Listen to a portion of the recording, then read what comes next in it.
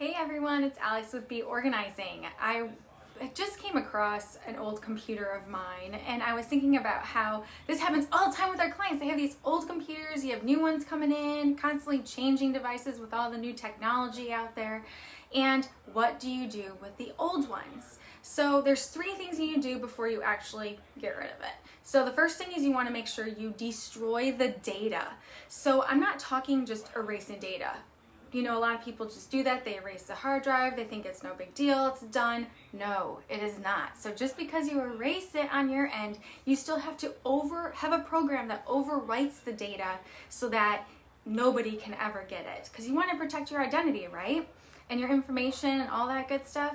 So make sure that you either know somebody who knows how to do this. There are companies that will do this for you as well. So don't just think that erasing your data off your hard drive is protecting you. You actually need to have it overwritten by a program.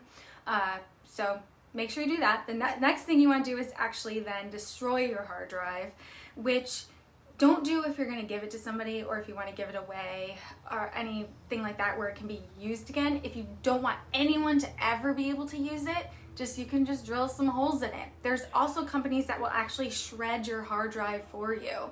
So talk about extra protection.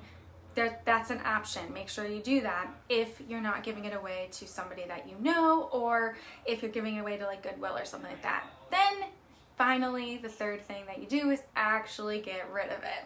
So there's e-waste companies out there. There are different, what do you call them? Like the collection events. So look out for those, or find companies that actually just accept this all the time, because they do exist. We know that there's a few here in San Diego County, and I'm sure they are where you are too. So just research online and check it out, because they will actually be able to do all three things for you.